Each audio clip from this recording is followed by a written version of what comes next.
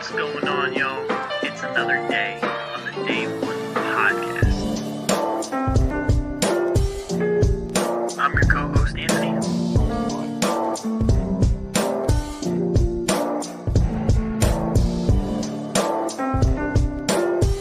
I got my co-host, Kyle. Say what's up. What's happening, y'all?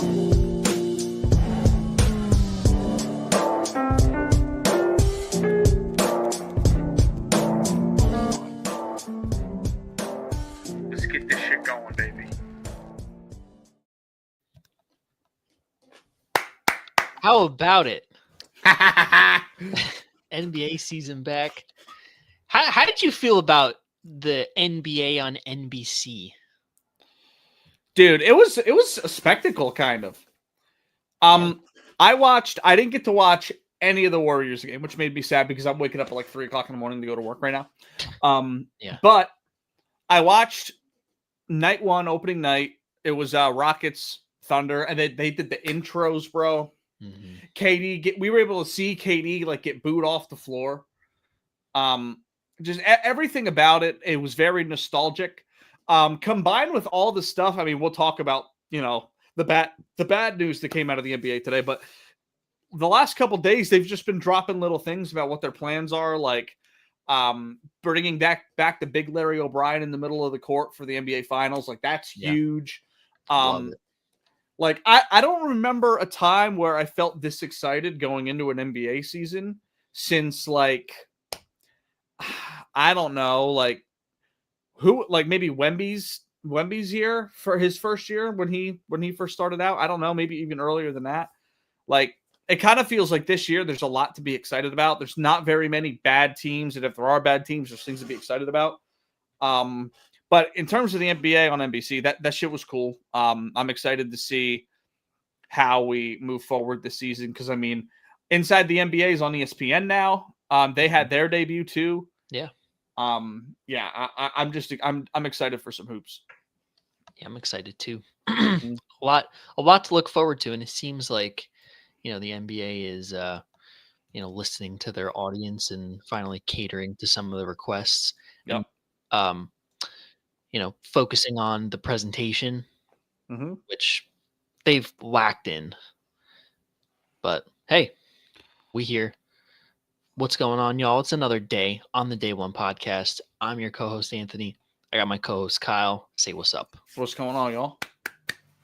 Hey, man. No Smitty at the moment. Prayers for Smitty in the chat. His father passed, so our condolences to our brother, Smitty.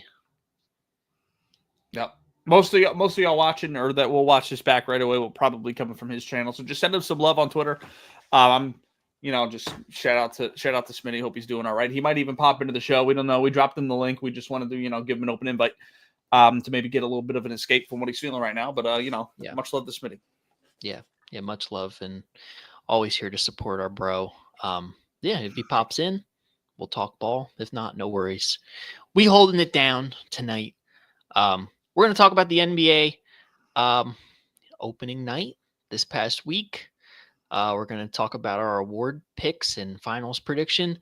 No, we're not picking all 82 games for all NBA teams. Don't worry, we haven't gotten there yet. Maybe next year. We'll see. Maybe. But we'll do that, and then we'll switch gears to the NFL, talk about this past week's games, obviously, the Eagles news and Jets news, and then get into these matchups for week number 8 in the NFL season. It's crazy. It's already week 8, bro. I know. It's kind of depressing. Like, it feels like the NFL season is long in a way because you kind of have to wait all week to watch type of ordeal. But, like, I mean, basketball ended 3 months ago. Like, you know what I'm saying? And obviously football being such a high contact sport, they just can't do that.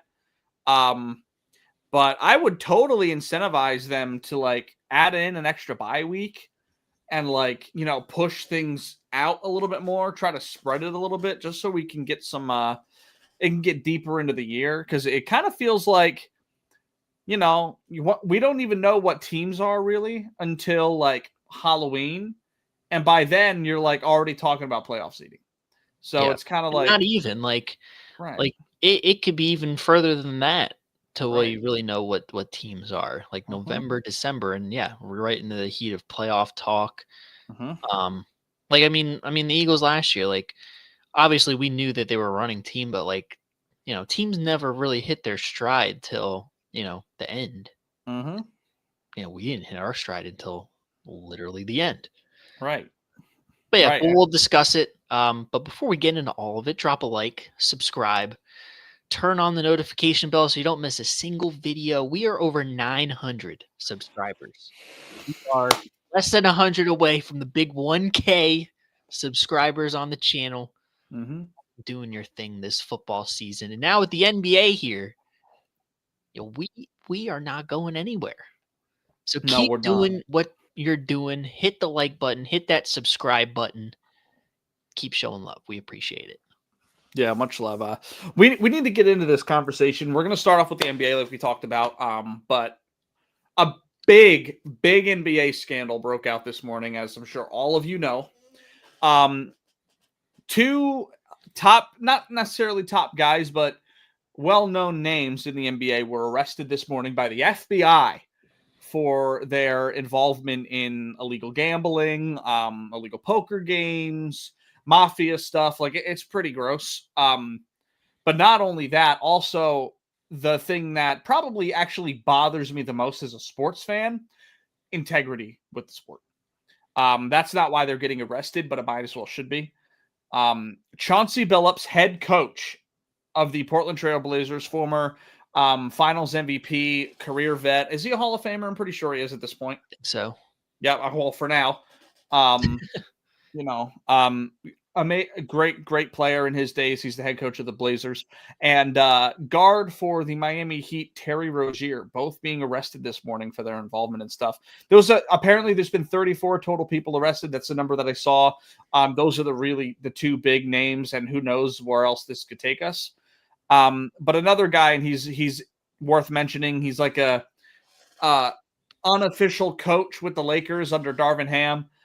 Damon Jones, he's worked around LeBron. He's also another guy that got arrested too. Oh, wow. So yeah, a lot to unpack here. I'll just read a little bit of this one article I have here, and we'll kind of react to it as we go. I mean, not all the information's out there. The FBI is only going to tell you what they want you to hear. And then I've got like some questions for you I want to ask, just because we kind of got to have an idea of where this could go. Because like things like this, like big deal. Once the first bit comes out, like it could really snowball. Like we remember what happened. It was either last year or the year before with Jonte Porter. He got banned from the league for life. Yeah. Yeah. And that's the precedent. You look, Terry Rozier, good quality guard, right? Chauncey Billups, head coach, Hall of Fame, Finals MVP. Like that's yeah. So when you start looking at stuff like this, it gets really ugly really quick. And, I saw some things on Twitter. Obviously, it's all pure speculation, but like, obviously Malik Beasley is under investigation. But an interesting video clip from one of your fellow Warriors, Gary Payton. I think it was against Toronto, or no, it was Washington. There was a clip of him at the end of a game where Washington was trying to cover the 12-point spread, and he was, kind of shitting bricks like he had money on the game, and kind of alluded to, bro, they might have to shoot another shot. Oh my God. And sure enough, Warriors shoot all 2 free throws, make it up 14. Wizards hit a late 3 at the buzzer to cover the spread, and he's just in distraught on the bench as the rest of his teammates are laughing. So not that he was named in this, but you never know how deep this runs. Right. If we're talking about like potential mafia connections, and you're also, this is a Hall of Fame, like the Terry Rozier thing's one thing, and like the Jonte Porter situation, like these are all like, good role players, have made careers in the league. Chauncey Billups is like a known commodity in basketball. If you think about 2000s, late 90s basketball, and you think about the Hall of Fame, 3-point shooting, all of that points back to Chauncey Billups. It's just it's a shame, and you never know where this could go. I mean, if a head coach is doing this, who else on that staff knows about it? What players know about it? I mean, they spend 8 to 10 hours a day probably with their head coach. Buses, travel, planes, all kinds of shit. Like, it's not easy to hide anything in today's world anymore. And that, I guess, is part of the reason why they're getting caught. But yeah, let me just scroll through this article really quick. This is about the Damon Jones guy. I'm gonna read this because it's connected to LeBron pretty big, and I don't think people realize how big. But this is from ESPN. Former 11-year NBA player Damon Jones was arrested Thursday amid charges that he allegedly disclosed privileged injury information about a prominent basketball player to facilitate illegal sports betting. LeBron James. Davis. Huh? Anthony Davis. No. LeBron James was the prominent player. And that is a source that's close to LeBron in his camp. Oh. So someone close to LeBron knows, which means who might know. Yeah. LeBron has not been accused of any wrongdoing at the time. Obviously, I said earlier, there's 34 people arrested, including Damon Jones. So yeah, the reason why this is so big with him is Damon Jones was an unofficial, unpaid part of this coaching staff with Darvin Ham, because the summer before, Damon Jones was working with LeBron on his game. So Darvin Ham invited him into the team. Anyway, he's no longer with them now that JJ Redick's the coach. But yeah, this is going back to a game where LeBron, the Lakers were playing the Bucks, and LeBron had an ankle thing.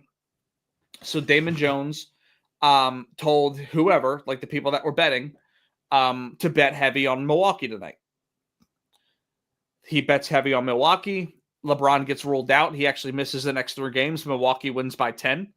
And there's leaked text messages of make sure your guy D Jones, make sure you bet high enough so your boy D Jones gets to eat too. Wow. Yeah, so this is a player that is a person that is close to LeBron, leaking information to people to create, high profits with sports betting. And then the stuff that's going on with Terry Rozier, that dates back to a multitude of games that I was reading up on. There's multiple clips on social media of him just like purposely llosing the ball and just like, no, and there's that one specific one. I think it looks like it's against the Magic. I think that team is listed in the like group, because it happened between March 2023 and March 2024, which lines up to the timeline, and it lines up to the video. So there's Terry there, and they're saying that it's most likely like direct betting on himself, like Jonte Porter was. Yeah. And then with Chauncey Billups, it's all Chauncey Billups. So it's all connected into one big investigation, but it's separate cases. So the separate case for Chauncey Billups, even though it's connected, is that he is involved in an illegal betting and rigged poker game, like ring within the mafia. Wow. And there's been mentions of highly known crime families involved. Like I've actually heard of before, the Lucchese's. They're actually a big crime family out of like New York, Chicago-ish, tri-state area. They're a name that's been brought up a few times. So like, who knows how deep this goes? Yeah. Yeah. Right. And one of the things I wanted to ask you about it is the interesting thing to me, obviously, is the LeBron stuff. There's a bunch of things to unpack with it, but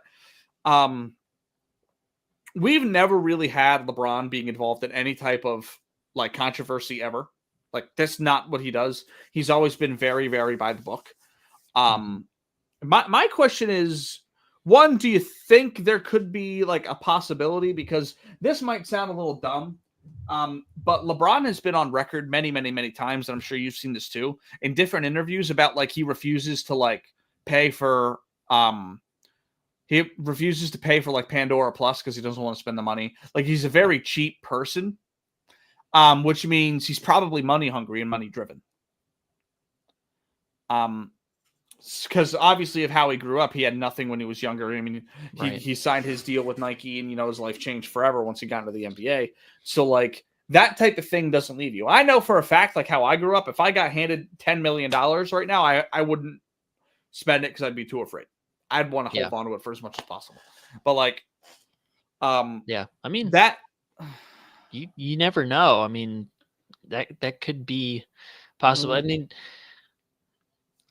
you don't know for sure until it comes out that, like someone close to LeBron, while LeBron may have been tipping them that information, you don't know for sure if he was involved in it. And, I mean, not to get, too off the rails with, these crazy cases, but, LeBron's been associated with a couple of high profile crazy conspiracy rings in the past, but the Diddy stuff most recently. So would it be out of the realm of possibility? Maybe not, but we don't know for sure. No. If that was the case, that's absolutely insane and definitely tarnishes LeBron's legacy and his GOAT case. Because I mean, M had the gambling conspiracy. It's kind of similar. It's kind of similar. The thing is that makes it different, though, is back then MJ knew if it's true or not, we don't know. It probably is, because he's an unknown gambler today. Like he does gamble. Like it's not like something that's really hidden anymore. But like the difference is back then you couldn't really find out the truth because there's nothing really out there. It's all kind of hearsay unless you find concrete evidence. Like, and honestly, like you only finding out about that shit back then if you see it in a newspaper. Like, now the second it comes out that he could have had any involvement, the entire world will know instantly. And the entire world will create an opinion because what does it do? It gets on social media and it snowballs, and we want to put comments in and we want to reply to comments, and it becomes a big talking point. Back then it was a big talking point, but it didn't move the way it does now. Yeah. I think the bigger problem, and it's bigger than LeBron, but I think from a league perspective and really the sports world, it puts a big question on the integrity of the game. Just because you have players and coaches that are illicit in determining the outcomes of games artificially, not organically by let's play the game and whoever is the best team wins that day.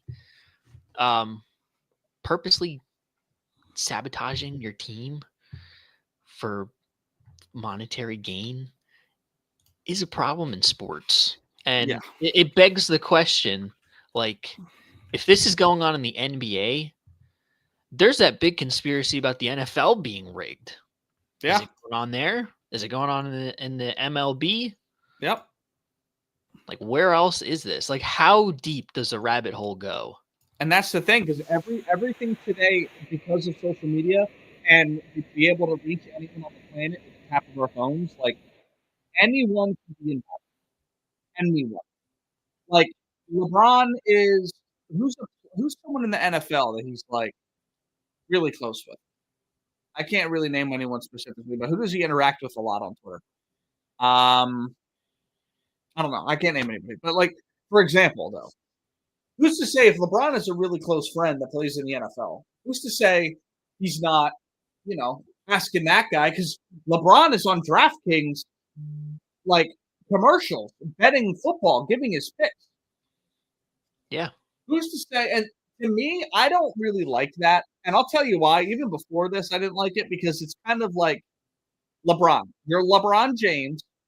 You can't tell me you don't communicate with all pros in the NFL and like all these different people and coaches and all kinds of stuff. He's a former football player. He comes to games, like, you know what I mean? You can't convince me that like he hasn't heard about an injury before it came out. Right. You know what I mean? Like, hey, Hey, Trent Williams, how are you doing? I'm good, man. My ankle's a little tight, but we'll see how we're looking for Sunday. He finds out about that Wednesday. You know what I mean? What if it doesn't come out till Saturday? What if these game time decisions? Right. I mean, there's things like that happen that aren't necessarily bad things, but can be misinterpreted and pulled into a case like this. Even innocent things, if you are doing other bad things, can be seen as clues and facts. You know what I mean? It just kind of is like interpretation's a big thing. And yeah, I would highly doubt if he had anything to do with it. Because like, you know, we talk about all these different kinds of conspiracies that go on in Hollywood and sports and music and all these different things. And like, you know, could it be possible that with the amount of power and pull that LeBron has, that he could cover shit like that up? Absolutely. There could be all kinds of stuff going on that we have no clue what's happening. The likely of LeBron James being a gambling crime boss, pretty low. So that's kind of where I sit with it. I don't like the idea that our GOAT's being brought up in these conversations right away. But yeah, that's just kind of where I'm at with the whole thing. I hope it gets figured out relatively quick because it's disgusting to me that this is where we're at. And you know, these guys, whether they're guilty or not, they're probably going to get banned for life. Like Terry Rozier's career is done. It's done. Yeah. The second he got arrested, it's done. Yeah. Chauncey Billups, whether he gets like scrubbed from the history books, we don't know yet. Is he done coaching? Probably. Yeah. I don't know if I don't know if you can scrub him from the history books. Pete Rose. Not in the Baseball Hall of Fame. No one talks about him as he is the certified greatest hitter to ever play, and no one talks about him. It's just kind of been like a generational thing where we just forget. And the other thing about it too is it's not like Pete Rose was the great or Chauncey Billups wasn't the guy of his era. You can't in the 2000s. If this was Allen Iverson, you can't scrub him from the history books. Yeah. Chauncey Billups is just low enough on the totem pole that you can. That's why they were able to do it with Pete Rose. Finals MVP. Yeah. Huh? Even with the finals MVP. Even with the finals MVP. Like, that's the thing. Like, I mean, even a guy like Barry Bonds, they tried their ass off to get rid of him. And they kind of did. He wasn't in the Baseball Hall of Fame. Like, they don't talk about him as the home run king. They talk about Babe Ruth still. Like, it's very, like, and that's obviously for different things, it's steroids, but it still goes back to integrity. Right. So, yeah. Yeah. I mean, that's my main thing. Like how deep does this go? If it's the NBA, what other leagues are, you know, in on this? I mean, obviously we know sports betting is a huge profitable business. Mm-hmm. And you know, like you have athletes, like you said, like LeBron is literally in DraftKings commercials. Like, right. You can't tell me that these guys aren't illicit to some extent or participate in it to some extent. Mm-hmm. Whether it's incidentally just, you know, for the love of sports betting or like they got some tipped information. Like the thing with Isaiah Rodgers a couple years ago. Yep. Wasn't that he was betting on the Colts. Mm-hmm. He was just betting the bet. Mm-hmm. The problem is the problem that's like the tough line where like you don't know exactly which way to go with it, but like I look at it like basketball is more intimate I think player to player because like there's not that many guys on a team, so like, you know, in terms of friendships, business, you reach outside of your team more, whereas in NFL you're kind of focused on 50 relationships at all times. Yeah. If LeBron got caught for betting on Warriors versus Spurs, and he bet that that Draymond would be under 8 rebounds because he knew that he was going to be his minutes were going to be reduced because he's coming off an ankle. Like if he's betting on that, just thinking that can be interpreted as, oh, LeBron's a smart basketball player. He knows how coaches are. If Draymond's got an ankle because they played last week, he's probably going to be on limited minutes. The other side of it is LeBron and Draymond have business ventures together. They're friends. They do all this kind of stuff, and now he's betting on them. Right. So Yeah. it doesn't really matter. I think as far as I'll go is even betting on, like, it's okay to bet on other sports, but even then I'm like, you're a famous athlete who you can literally ask your agent to get any phone number of any player on the planet.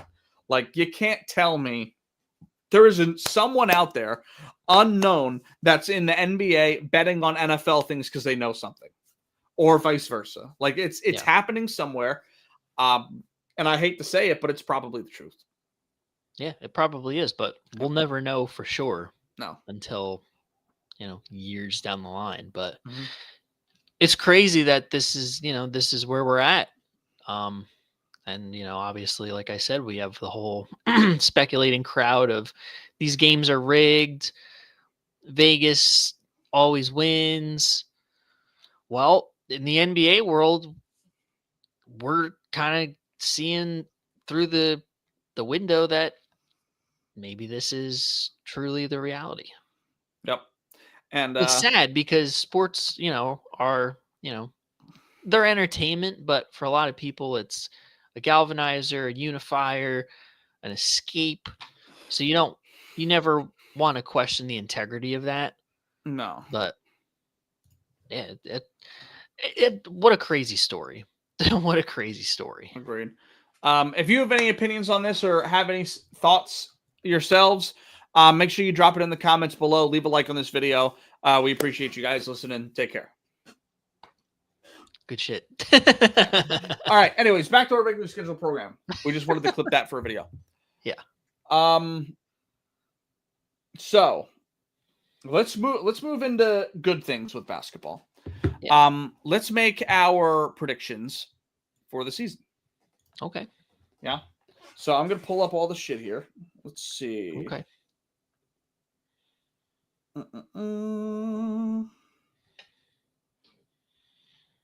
All right. So, what award do you want to go with first? I don't know. Let's do whatever you want. Defensive Player of the Year. Sure, DPOI. That's a big one. We'll start with that. I'm going to give you. I have a runner-up and I have a winner. And I'll give you my reasoning. So, for Defensive Player of the Year, I'm going with my runner-up to be Draymond Green. I'm going with Draymond because I think he's proven that in this later portion of his career, he's been able to do it consistently regardless of how he's aged. He actually dropped weight this summer too, so I think that's really going to help him a little bit. He was a little bit bulkier last season, and even then he was on all defense. So I think the Warriors are going to be good enough where he's going to get consideration. I don't think they're necessarily a contender right now. We'll see what kind of jump guys like Kuminga and Pods and all those people make. But I like the Jimmy Butler. It takes a little bit off of Draymond's shoulders, not being the only defensive juggernaut. It allows him to be a little bit free because what Draymond's so good about is Draymond is the defensive version of what Jokic does for an offense. It's heliocentric. Yeah. Everything revolves around me. I'm handling everything all at once. And I'm able to do that because I'm so great. That might be one of my best takes I've ever had. But Draymond defensively is just like Jokic is offensively. And I think adding a guy like Jimmy Butler, obviously they had him last year, but you bring in him, that's a perimeter defender there. That's a certified wing that can help him. So Draymond's not going to have to help to the weak side that often. He's going to be able to stay under the basket, roam, do his thing, and it's really going to help. Yeah. That's why they had so much success in 2022 with Andrew Wiggins, because he was playing like a top two-way guy in the league, which is crazy to think about because we're only 2 years removed from that. Right. So for that reason alone, I'm going with Draymond as my runner-up. And for my winner, it's not even close. I'm going with Wemby. He's just, we're going to talk about it more. Probably we'll talk about it like, maybe with other awards or whatever we're talking about. But he's just amazing. His wingspan, blocking shots, steals, being in passing lanes. He's just, he can do everything that both Anthony Davis and Rudy Gobert can do, and they're both completely different defenders. Anthony Davis is an under the basket, shot blocker, switch type defender, and Rudy Gobert is just kind of a hoverer, floater. If you're driving towards the basket and he's under there, you're gonna turn around and go back because you know you're not going to get a bucket on Rudy. Wemby can play those roles perfectly.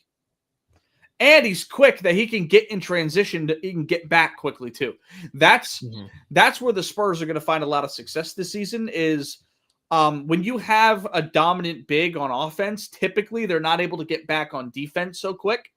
And that allows teams that are fast-paced and can get out in transition to be able to pick you apart a little bit.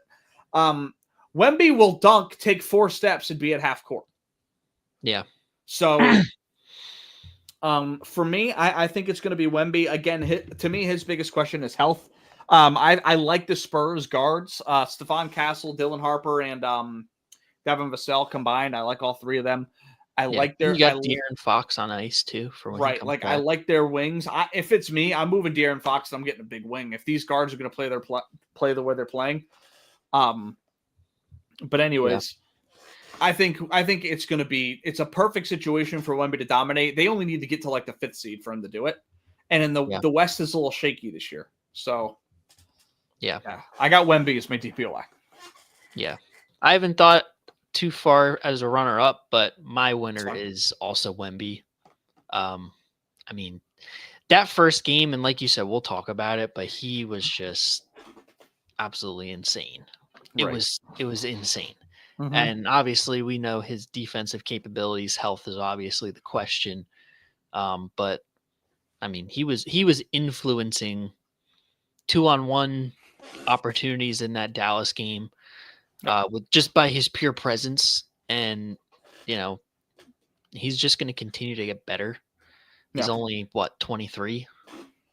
I don't even know if he's that old. Yeah. Like, bro is gonna be even better than this. It's crazy, but definitely I think Wemby is Wemby's 21 years old. 21. All right. So he's gonna get even better. So yeah, it's not even close for me. I think Wemby is clearly the defensive player of the year. Yep. And don't worry for yourself about giving runner-ups. I just brought him up because I brought up runner-ups because it's mostly because I think there's obvious picks and then picks that I really think are possible. And I kind of try to find a nice balance between the two. Let's do clutch player of the year. Okay. Clutch player of the year. I'm probably I think Shea. I think Shea might be a good pick. Okay. All right.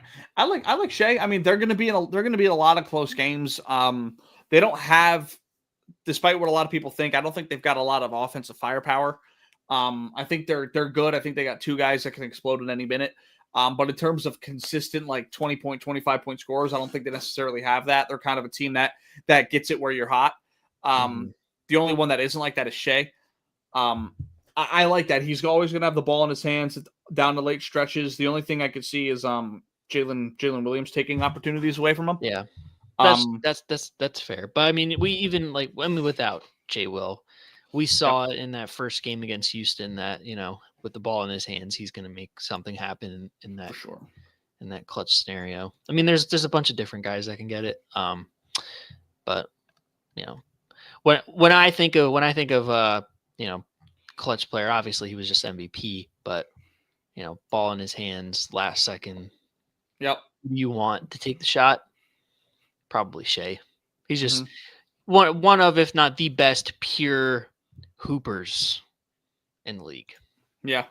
Yeah, I agree. So my runner-up for clutch player of the year, I'm going Jamal Murray. I think the Nuggets lost a few and added a few this season. They're going to look a little bit different, which means I don't think they're going to be as dominant coming out of the gate. And we'll talk about them a little bit later because I've got more info on the Broncos. But I like Jamal Murray in this spot. He's 2 years removed from his big injury. He's going into his quote-unquote prime. He just turned 28. he's already won a championship, so the pressure's kind of off of him to perform in the playoffs. So like I kind of feel like this is a house money kind of season for them, because like they've already kind of done what they need to do with this core. So it's kind of just like, can we replicate it? And I think throughout the regular season, we're going to see a lot of games where Jamal Murray is going to be able to take over. This might actually be the first year he becomes an all-star. I think there's real potential there, because you think about they lose Michael Porter. That's like a 17 to 22 point per game score right there. So I like Jamal Murray. But my number one, I'm going to take Steph. Steph last year was really, really good in the clutch. He was I think it was number 2 actually behind. I think it was De'Aaron Fox that won it last year. It was.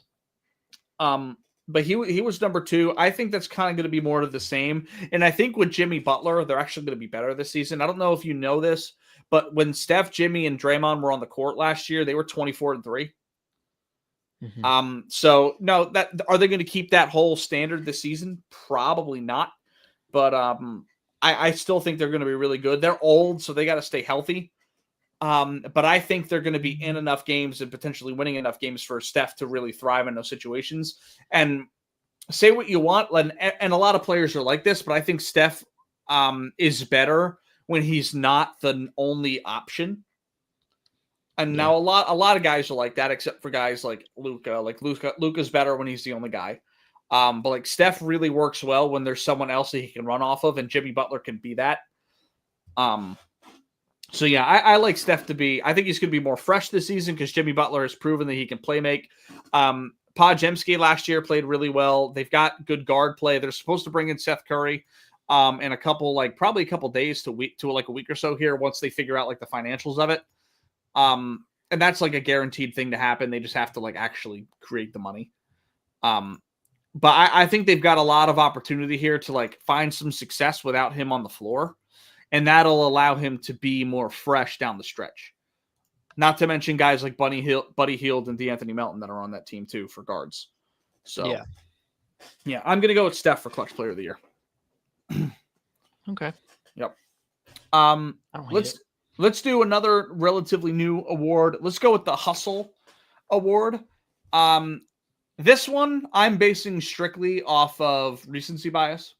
But it really made me think about it, looking at some box scores and back at some highlights and stuff. I'm taking Davion Mitchell for the Heat. I like that one. Yeah, off night. I love Bro's nickname. He's probably got the best nickname in the league. Off night is sick as fuck. Yeah. Holy shit! I took the tight end for the Chargers for that prop bet, and he was the first touchdown scorer. Oh hell yeah! Let's go, Gadsden.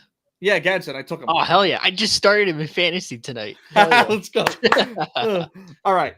I like that flag. pick. He's such a gritty player. Yeah. I always liked watching him on Sacramento, and now that he's with the Heat, he has a little bit of a more prominent role.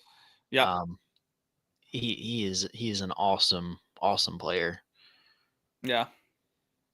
Yeah, I think it's a perfect situation for him. Plus, when Tyler Hero gets back, he's not going to have to work with the ball as much. But he's a scrappy defender, and I don't think there's a better like defensive guard to fit into a system than him with the Heat. Like he is the epitome of everything that they are. So I really like it. I think it's perfect. Yeah. So yeah, I don't have another one in mind. So I'm just gonna be right ride there with your boy. Ride with your boy. I'm gonna ride with my boy. I like Davion Mitchell. Yeah, let's go. All right, let's do Coach of the Year.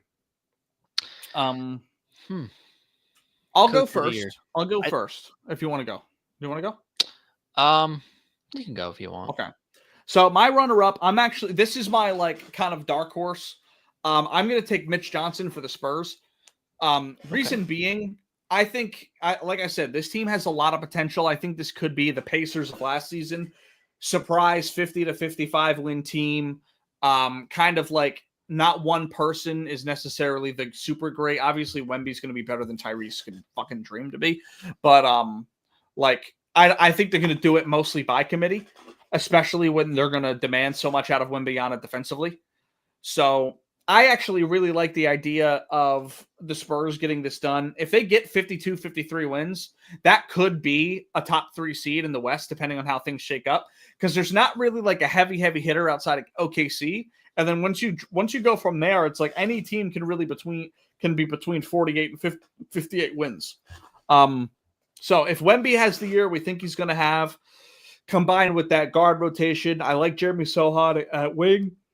Excuse me. Keldon Johnson's still nice off the bench. Like they've got a lot of young talent to play with. Plus, like you said, De'Aaron Fox coming back. I like him as a runner-up, like dark horse, as long as they win enough games. But my coach of the year, I'm taking Mike Brown for the Knicks. We all know last year the Knicks made it to the conference finals. They lost, and they fired Tom Thibodeau. A lot of stuff came out from that. Like their rotation was yucky. Like the minutes they were playing was a little bit outrageous last season. Like it just didn't necessarily seem like the biggest fit.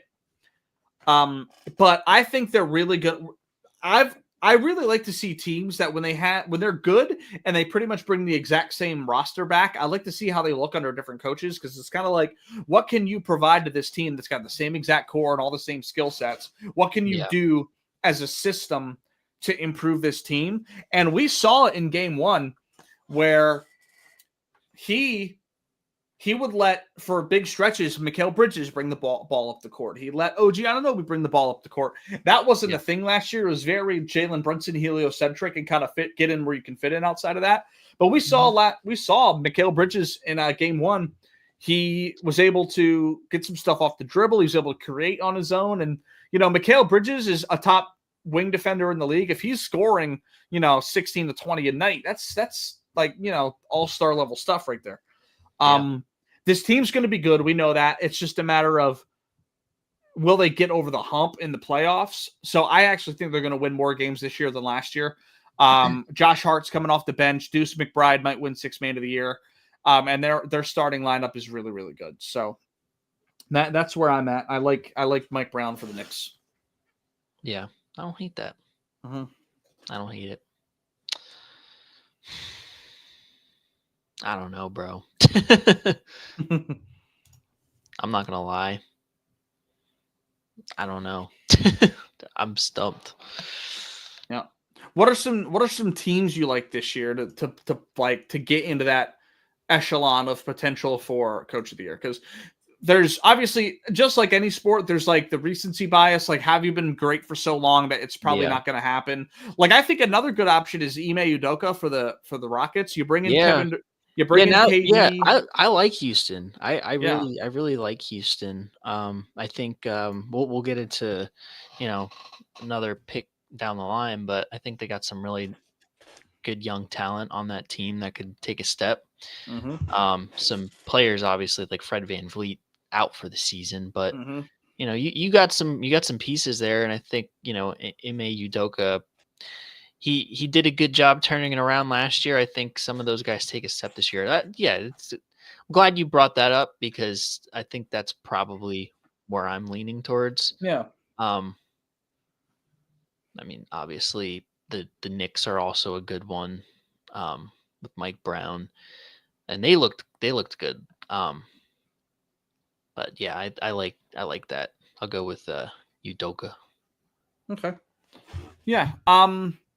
I think that's a good pick, to be honest. I just they've got to figure out their ball handling. Amon Thompson's going to be really good for them as a point guard. It's just he's got to develop as a playmaker, because he's more of an off-ball guard. So we'll kind of see what they turn into there. There's some other sexy picks that people like Toronto. I don't know who the Toronto Raptors coach is right now. But them bringing in BI, like I like their squad quite a bit. And then the Orlando Magic coach. Orlando's another team. Yeah, that's a team.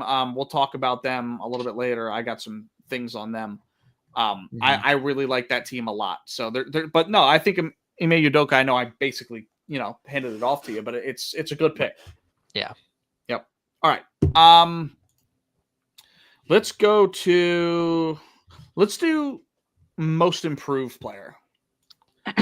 So, go ahead. I think I'm going Amin Thompson here. Okay. For most improved. He showed flashes last year. He's pretty solid. Mhm. You saw in that game one, um, they came out and he was the focal point on offense, and down the stretch it was kind of running it through him offensively. Like you said, he obviously has to work on his ball handling because he's more of a off ball guard. But I think he's a player with a lot of upside, a lot of talent coming from the G League.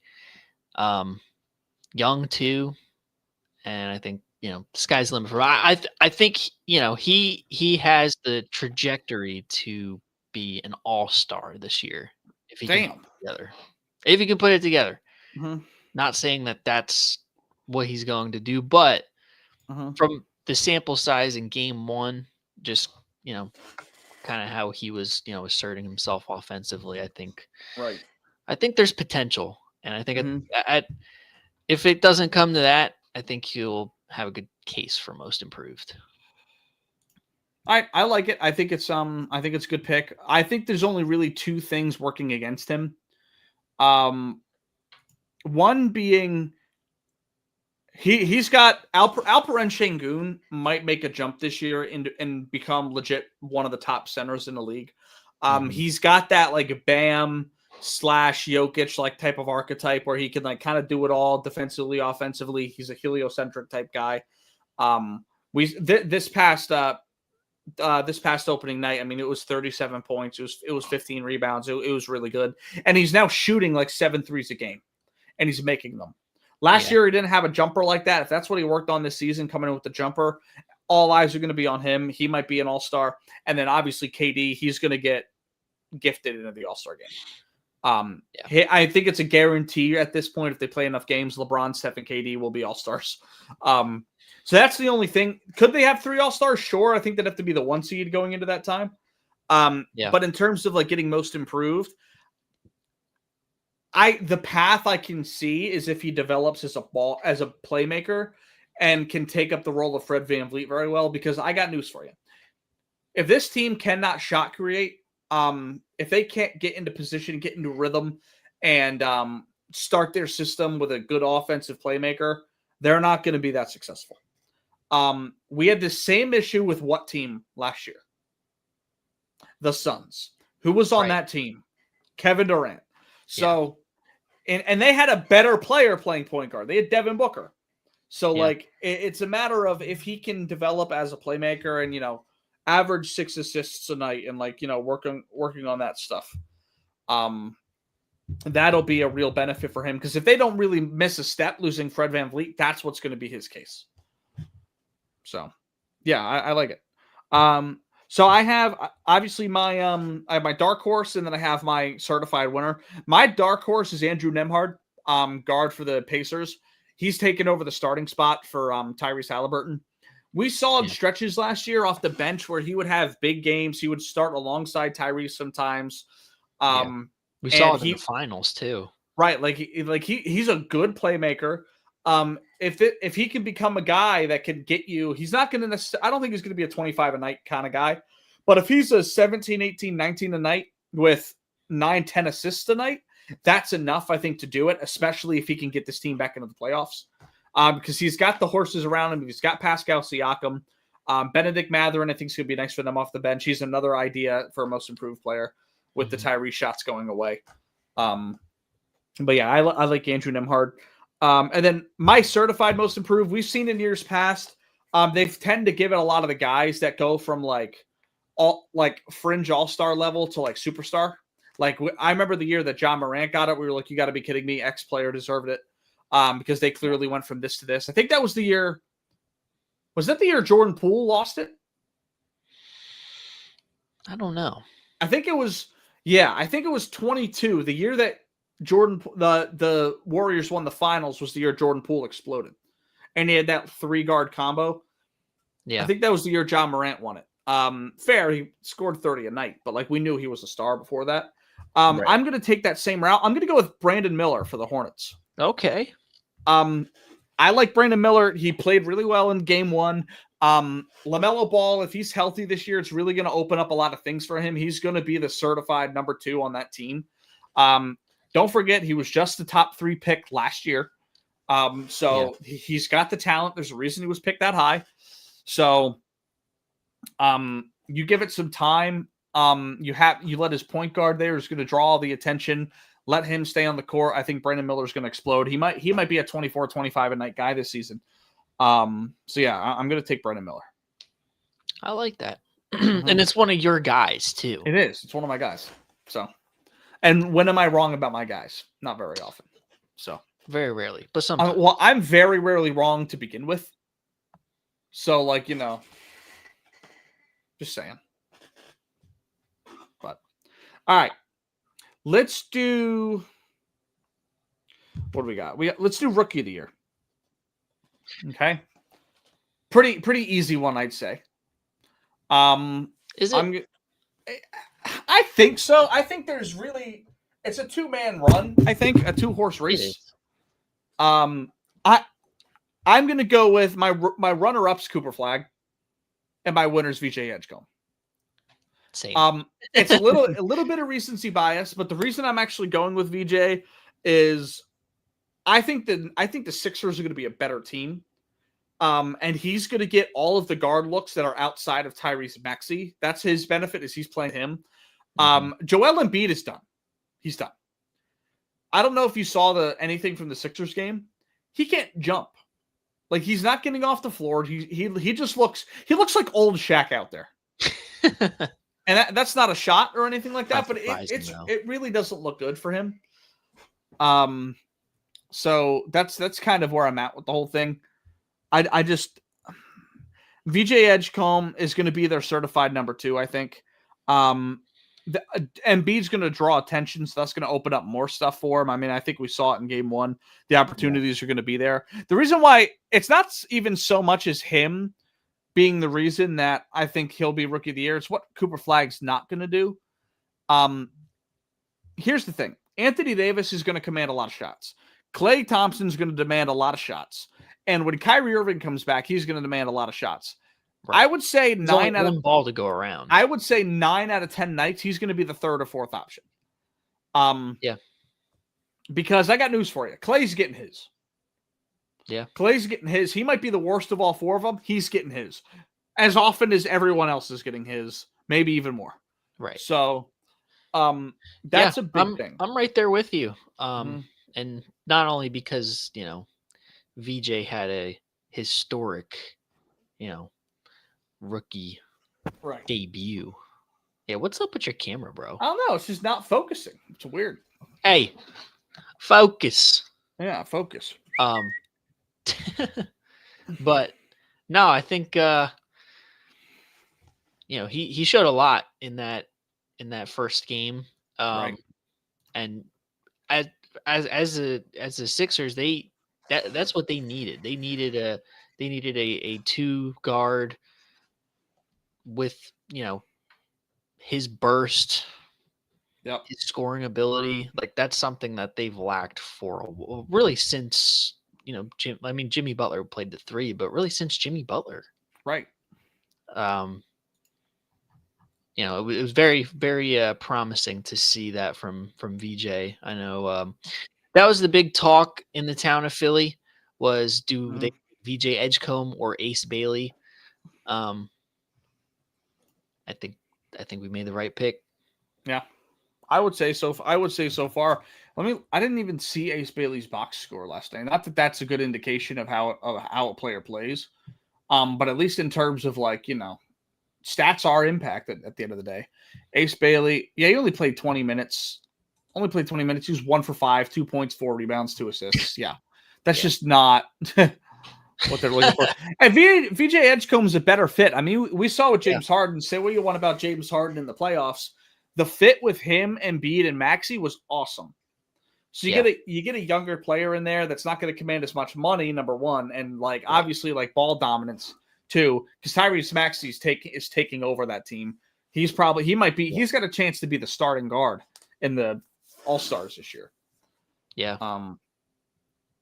So yeah, Yeah, VJ Edgecombe, it's kind of easy for me just because the gravity around him is going to allow him to thrive, whereas the gravity around Cooper Flagg is going to have him be more spotty, I think.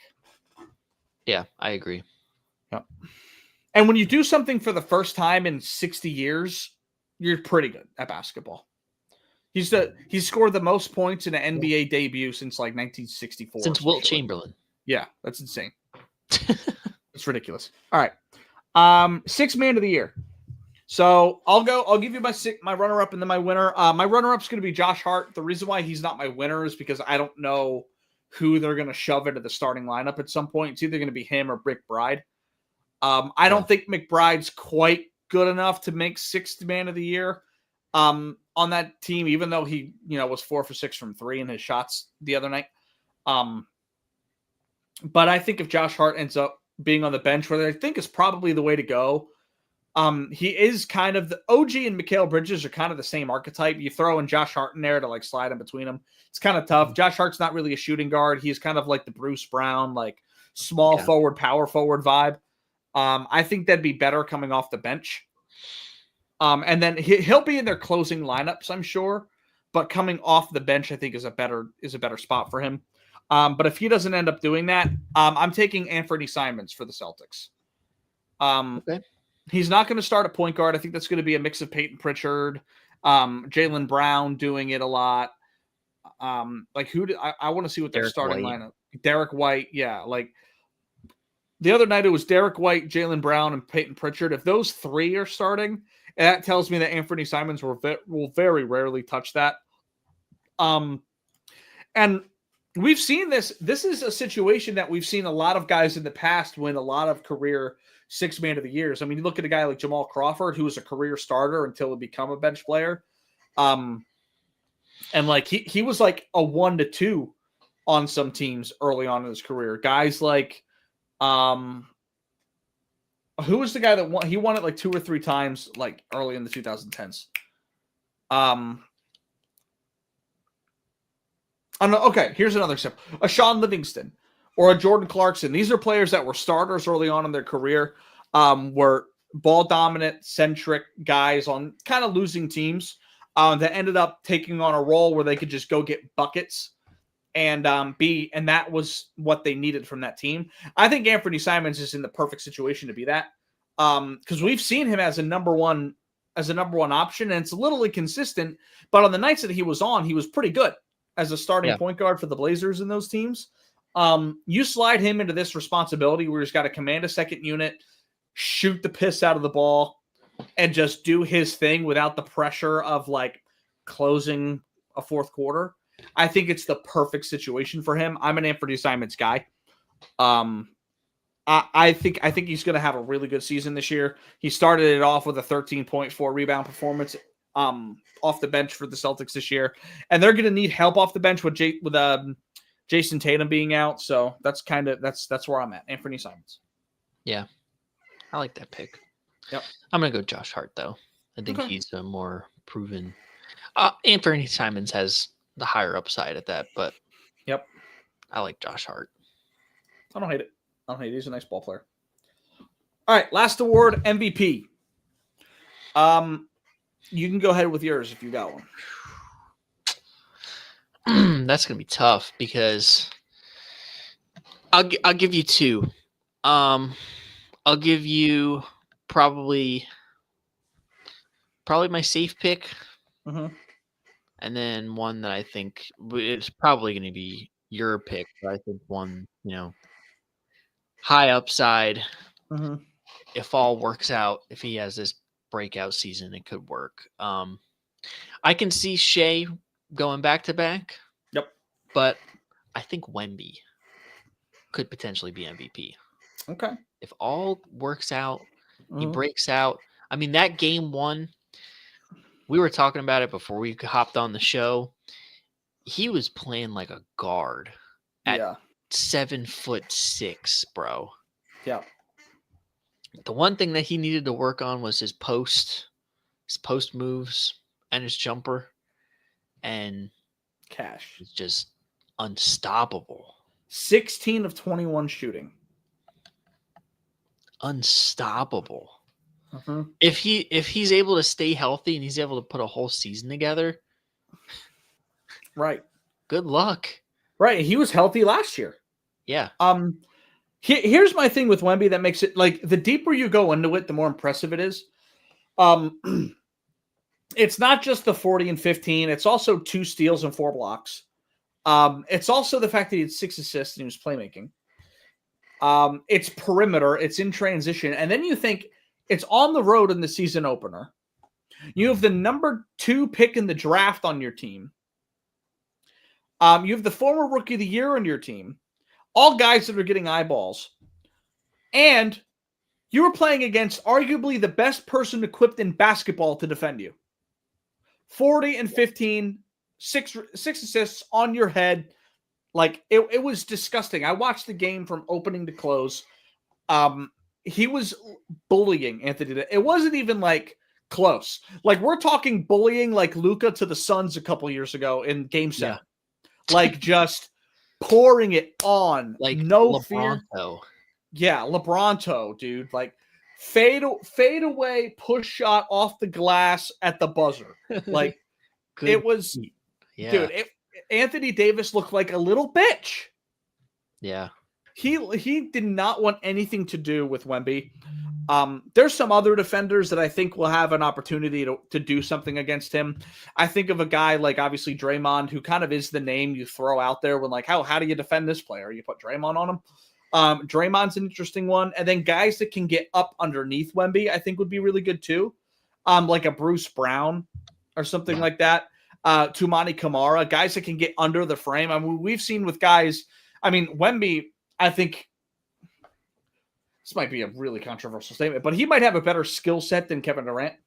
And you look at how Kevin Durant has been defended. It kind of fucks with his jump shot when he's played close to the vest and up underneath his frame. I think that might be a way to try to stop Wemby, but the problem is, like, he's so big that he doesn't need to jump to get his shot off. Like, if you have a 6'5", 6'6" small guy working on his frame, think about it. When he's crouching, he's probably 6'2", 6'3". Wemby standing is, and like with his hand up, is like 8.5 feet tall. He can just literally sit it in the hoop. Yeah. Like, I don't know what the answer is for him. It's so unfair. If it's not Anthony Davis, it's probably Draymond Green, who's the best equipped person to defend him. And if that's what he's doing against the strength of the Mavericks, the strength of the Mavericks is their depth and their size at center. They've got Derek Lively, Daniel Gafford, Anthony Davis, all these guys. Yeah. PJ Washington, who's a really good defender. Like, they've got a mix of guys they can throw at him, and it was just bucket after bucket, no contest, just pure dominance. I've honestly never seen anything like that. That was just crazy to me. Yeah, I think if you can keep it together, you're probably right. It's just a matter of health. Are they going to restrict any of his minutes? Are they going to be good? Are they going to be good enough? Because they don't really have another star on that team. I mean, I don't know when De'Aaron Fox is coming back. Probably not for a little while. Yeah, I think it's gonna be about a month into the season. But yeah, dude, I'm very high on Wemby. Yeah, me too. He's really good. He's actually my runner-up, my dark horse, actually, because I still consider him a dark horse because I think a lot of things need to go right that he can't necessarily control. Yeah. I mean, this is a first-year head coach. I mean, he was an interim last year for Greg Popovich, but his first-year head coach. He doesn't have another all-star on his team outside of De'Aaron Fox, who we don't know how much he's going to play. Like, they need to get off to a really good start here. So yeah, there's that. That's kind of my situation. But my winner, I don't necessarily think that this is a hot take. I think it's going to be Anthony Edwards. I like Anthony Edwards this year. You look at their roster. There's no one on that team that's going to take buckets away from him whatsoever. Right now, I mean, the only players on that team that might disrupt that a little bit is if Julius Randle's just shot chucking. But even then, one guy shot chucking is not going to disrupt Anthony Edwards' rhythm. He's 24. He's getting a little older to where he's kind of fully growing into his body. He's now going into, I think, year 5. And And I like the roster around them, dude. I mean, Dante DiVincenzo is such a nice, like, side piece of a guard, defensive guy, rebounds it, can swing the ball. I mean, he was really good with the Knicks. And then they have the veteran leadership in the bench. They have Mike Conley there. And then obviously their starting lineup's nice. I like Jaden Daniels, Julius Randle, Joe Ingles off the bench, and then Naz Reid and Gobert is two of the best center combos in the league. I think this is going to be his show. The question is, how much are they going to win? I think they have a better roster than the Spurs do. And I think if they're a top 4 seed with 55 wins, I don't know how he's not the MVP. I mean, because he's going to score 30 a night for sure. And one of the biggest things that helps you with your MVP case is story. What's the story of the season? For Jokic in his first MVP, it was triple doubles. For Giannis, it was, oh my God, he can take 2 steps from the 3-point line and dunk it. There's always a storyline there. Steph, it was chasing 400 threes in a season. And it became unanimous. Like, there's always something. Anthony Edwards is a player that's always in the headlines, not for doing anything bad other than sleeping with women, not fathering the children. Like, he's not a guy that necessarily does anything bad. He's just always in the headlines because he's got some funny shit to say or he's talking shit. Like, it's very another banger take. He's the Odell Beckham of the NBA. Just dominant guy, chain hanging low, knows he's great, shit talks, kind of explodes a little bit too often, like with his temper, but it kind of works for him. And it can single-handedly win you a game. Like, I love Anthony Edwards this year. I think there will be a little bit of voters fatigue with Shea because there's the talk about the free throws and all that kind of thing that kind of irritates some people. And obviously, like, Jokic is always in the conversation. I just saw a stat. Jokic has been top 2 in voting 5 years in a row. That's insane. So yeah, that's where I'm at with it. I like Anthony Edwards. I think he's going to be dominant this season. It's the perfect situation because they're kind of flying under the radar with some of these teams we have. Everyone's talking about KD on the Rockets and the defending champs and the Knicks with their new coach. Like, no one's really talking about Anthony Edwards and the Timberwolves. So that's my MVP. Yeah, I like it. Mm-hmm. Yep. So he's a bit of an underappreciated star too. Right. Like, and I was listening. He had an interview with Shams or whatever where he was like talking about how, like, they were talking about trades and like how things went down and all that kind of thing. And Anthony Edwards said to Shams, he's like, bro, if you don't call me when you find out I'm getting traded, we're not friends no more. Like, it's very. There's a famous clip of MJ. I think they were probably at like a hotel or maybe on vacation or something, and like someone at the desk was saying, like, they were talking about like who's taking the last shot in a game, and like when Michael was walking by and they knew what the answer was going to be, they were like, "Yo, Michael, last second of the game, who's taking the shot?" And he looks at the guy and goes, "Me." Yeah. Fuck me. That is exactly the attitude that Anthony Edwards has, and it's kind of a lost art in today's NBA. So yeah, I just think he's got the right attitude for it. I think it's the right roster. I don't think there's much drama on this team. They're very under the radar. It's the perfect situation for him to win an MVP. Yeah. I like it. Yep. Have you thought about your finals matchup? I think OKC can get back. So I think I'll probably pick them out of the West. Out of the East that's a bit more of a question mark. I mean, you got a bunch of different teams there. I mean, we don't really know what Boston's going to be without Jason Tatum and if coming back, because there is also that looming of he may be back late in the season for a playoff run. I don't know how much I buy that. Right. But even, seeding wise, are they going to be a top seed in the East? I think Orlando, the Knicks. I think potentially, the Cavs. Yeah. I think the Sixers potentially, if everything goes well, could be in that conversation. Obviously, it's all health, Right. but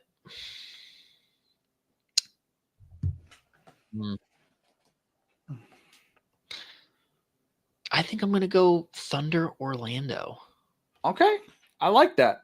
Thunder Orlando, who's your winner? Thunder. Thunder. Okay. You got them repeating. So I'll give you, I have Eastern Conference, Western Conference, and then my finals. In the Eastern Conference, I have the Knicks defeating the Magic in 6 games, so winning 4-2. Yeah. That'd probably be my Eastern Conference too. Right. So to talk about the Magic for a second, they're another team that I think is just, they're so much fun. And I love that they brought back the throwback jerseys as their staple. Like they are the Magic of old now. Their starting lineup is so much fun, dude. I think they beat the Heat. Paolo Banchero, Franz Wagner, Wendell Carter, Desmond Bain, Jalen Suggs. That is awesome. And then their bench is Tyus Jones, Anthony Black, Gogo Badatse, Jonathan Isaac. This team is awesome. It's so much fun. They're so lengthy. They're strong defensively. All these guys can one-on-one create. The only issue that they have is I think they need to go out and find a playmaking guard to start over Jalen Suggs and move him to the bench. Jalen Suggs, because you can start him when you need defense, because you can't start Paolo Banchero at the center. If you want to, you can, but defensively you'll take a fall off. All 5 of these guys are so good, but you'll have to sacrifice one. I think you bring in a point guard that can play make and move Suggs to the bench, because the problem that this team's going to have is they're going to ISO ball way too much. And if they're not getting in the rhythm of the game, it's going to, in the half court, it's going to be a problem, and in transition especially too. So that's my only issue with that team, but I just think they've got so many dogs. It's kind of similar to the Warriors when they had KD, in a way of there's a couple ways they can beat you, but you always have Steph's going to go one-on-one, and then next possession KD is going to go one-on-one, and then it's back to Steph, and then he's going to do it again. They can do that Franz, Paolo, Bane, just over and over and over, and it'll work. So yeah, I like that. But I do have the Knicks beating them. I just think they're too good. And I think the Mike Brown hiring is going to make a difference. I mean, Mike Brown is a championship coach. He was an assistant coach under Steve Kerr for all the titles. And I thought what he did with the Kings, it was good work. So Western Conference, I actually have the Nuggets defeating the Wolves in 7 games. Okay. I think again, Anthony Edwards is going to come off of an MVP caliber year. I think that's part of the reason. But Denver, I mean, I know that they're considered a favorite, but I don't think people necessarily understand just how good they are right now. I love their roster. Jamal Murray, point guard. You have a combination of Bruce Brown and Christian Brown. Tim Hardaway Jr. as your backup guards. Their forwards are fun. They got Cam Johnson that brought in this year. That's a good player. Zeke Najee's nice for them. Obviously Aaron Gordon. But for me, the big thing is I think the Jonas Valanciunas backup center pull that they've got is going to be one of the most underrated pickups of the season. Because he's a baby Jokic. Now, he's not quite the playmaker, but in terms of block shots, push the court, shoot threes, kind of the do-it-all offensive center, he kind of fits that mold pretty well, especially if you still have Jamal Murray on the court. Yeah. So I think adding him in there, they're not going to lose a lot of offensive output when Jokic is off the field. I mean, off the court. There's always a little bit of a drop-off, but I think that's a huge pickup. So yeah, that's what I'm going with. I'm taking Nuggets over Wolves. And then in the finals, I have the Nuggets winning in 7 against the Knicks, with Jokic winning his second finals MVP. That's where I'm at. That's where I'm at right now. I don't think it's going to change. I think that's going to be my locked-in finals pick for the year. Okay. And your Thunder Magic. I like Thunder Magic. That's fun. Yeah. Yeah. All right. Cool. That was our NBA awards. Make sure you like, comment, subscribe down below. We appreciate y'all for watching. See y'all later. Just in case.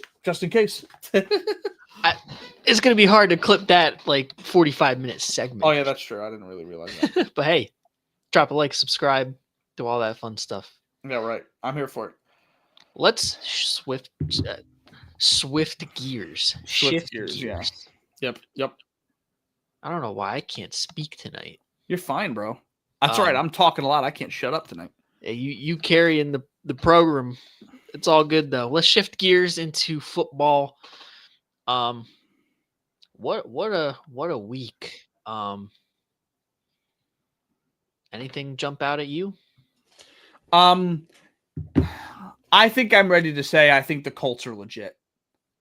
I know we've been hinting at it. Like all these last couple of weeks, like, well, yeah, they kind of have to do this. They kind of have to do this. I think I'm very convinced with that win that they had over the Chargers. Like the Chargers, like, say what you want, they kind of fall on their face every once in a while, but they're an above average team. I think we all agree on that. Like they're a playoff team in the AFC for sure. Yeah. And they just dominated them. They absolutely dominated. It wasn't even close, dude. Yeah.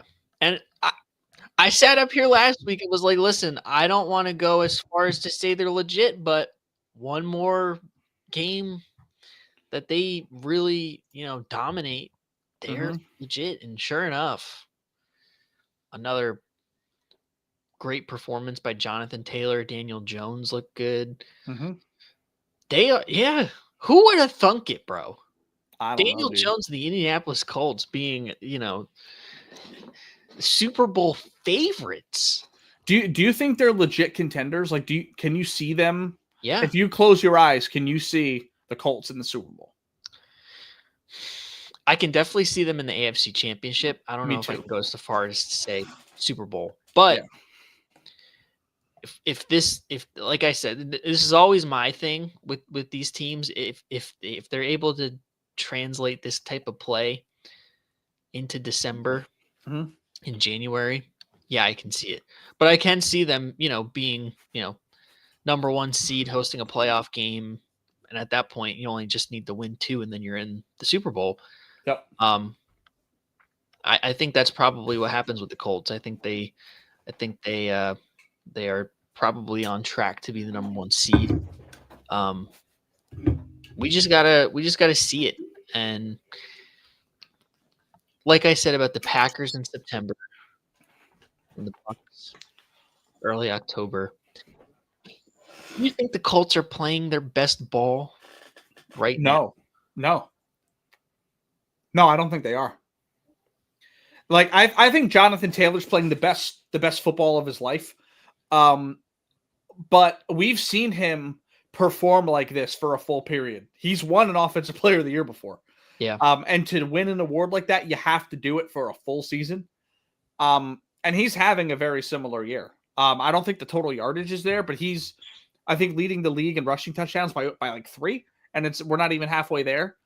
And the other part of it is too, like, they're not winning these games with an air raid system where, like, they're necessarily relying on Daniel Jones. They are running the football to set up the pass.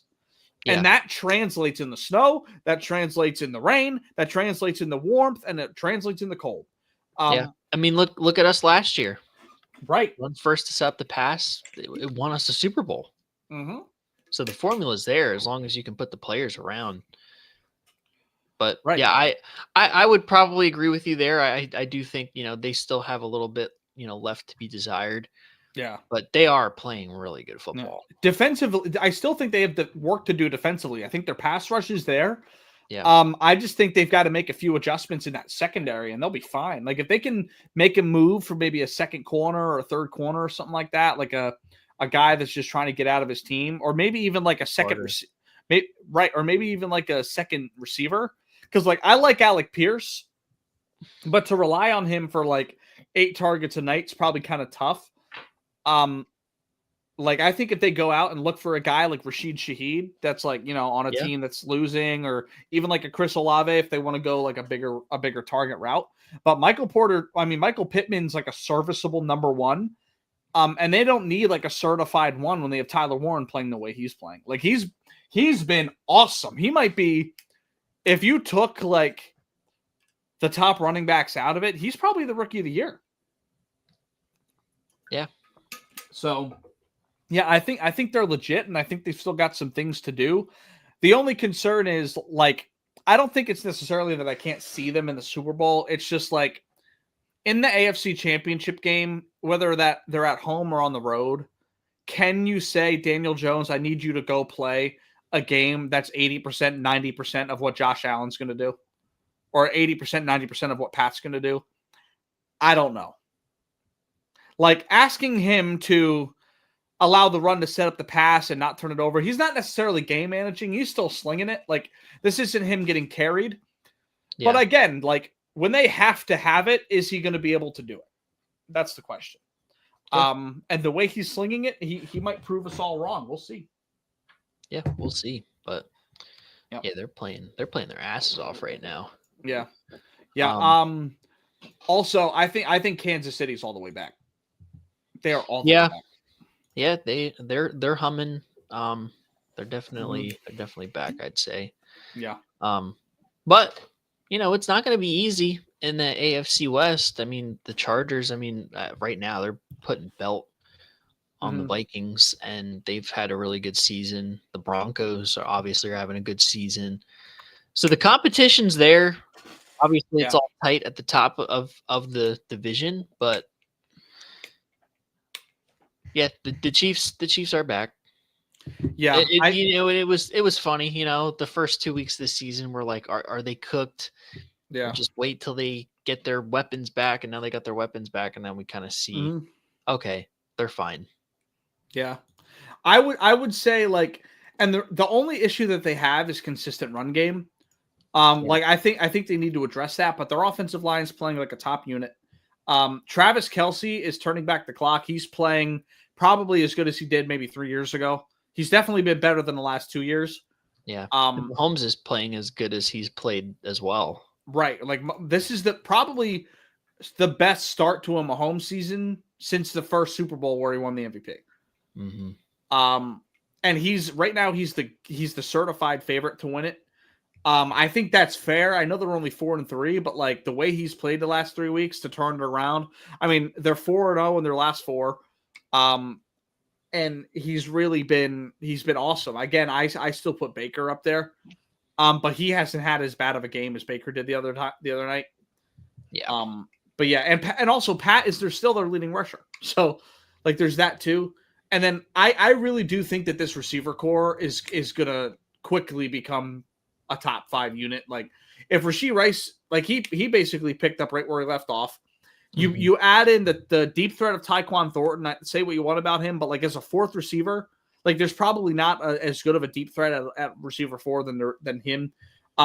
Xavier Worthy and then Hollywood Brown, like those 3, bro. That's tough. Yeah. Like I don't know how you defend that when you have Travis Kelce playing the way he is, Patrick Mahomes delivering the ball. Their defense is finally getting it up. I mean, to shut out any team is impressive. I know it was the Raiders, but like they held them to less than 100 yards of total offense. That's insane. Ashton Genty had 21 yards. Geno Smith had 67 passing yards. Wild. 95 total yards if you don't bake in sacks.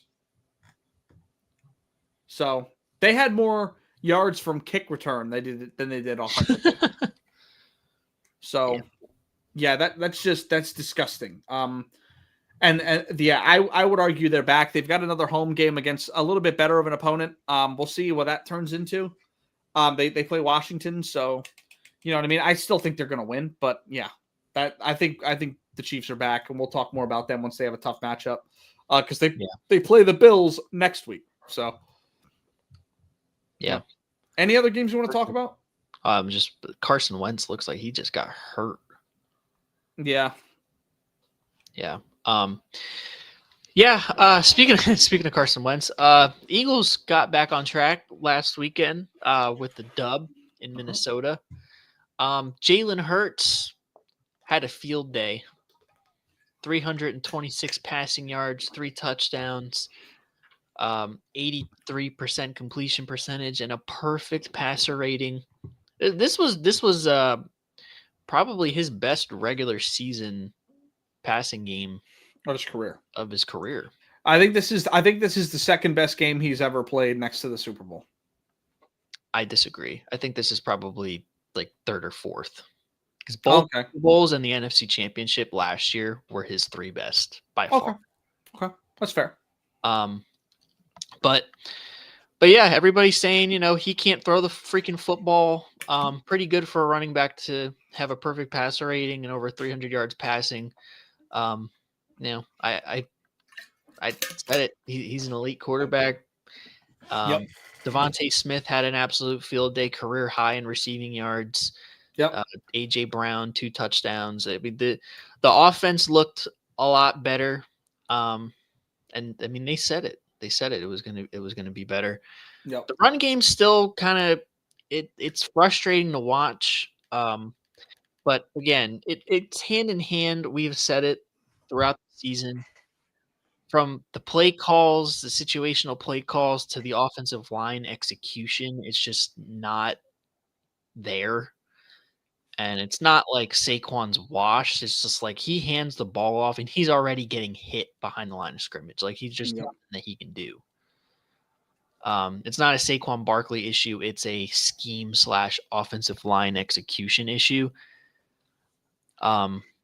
We'll see. I'm hoping that it looks a lot better out of the bye week, but clearly the identity of this team is, set up the pass to set up the run and or deep shot down the field, which, hey, it's fine with me. The adjustment that I liked the most was Jalen Hurts under center a lot more. Yep. Because with that, obviously, the threat of Saquon Barkley, you utilize the play action pass, which is where Jalen's his best, and you see perfect passer rating.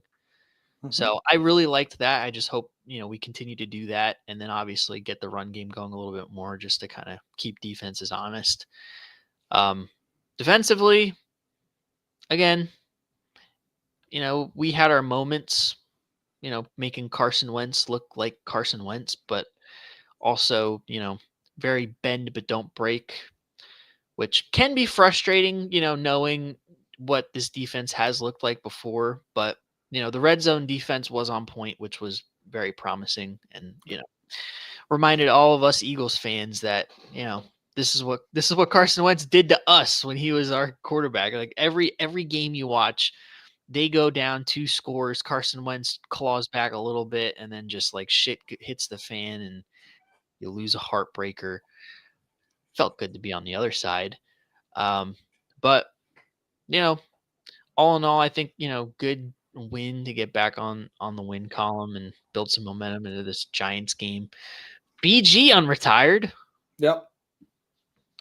Which, I don't know. We'll get your thoughts on that, but I think at first I was pretty I had mixed emotions. I was pretty like in the middle, because on one hand, obviously he is one of, if not the greatest Eagles of all time, storybook ending last year, but we need the edge help, and he was really, really productive last year before he got hurt.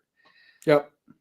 And I do think he still has a little bit in the tank. It's just going to take some time for him to get up to speed, but we need him. We absolutely need him. And I don't think he wanted to retire. I firmly stand on that. But I'm happy that he's back, and we're getting healthy at the right time. Some of the practice windows have opened for guys. I mean, Nakobe Dean came back last week. Ja'Cory Bennett's practice window open this week. Nolan Smith should be back after the bye. Like we're getting our guys back right at the right time. Mm-hmm. So I think as a team, we're right where we need to be. Looking at the landscape, obviously things at the top are very tight between, Eagles, Bucks, Lions, Niners, Rams. It's tight up there for that number 1 seed, but I think that the Eagles are in a good spot. We got some of these big games down the line with, right. Lions, Packers. So we'll see kind of how it goes, but I like where we're at, bro. I like where we're at. We just need to keep doing the under center play action, get the run game going. It's there. It's just not there consistently. Yeah. Yeah.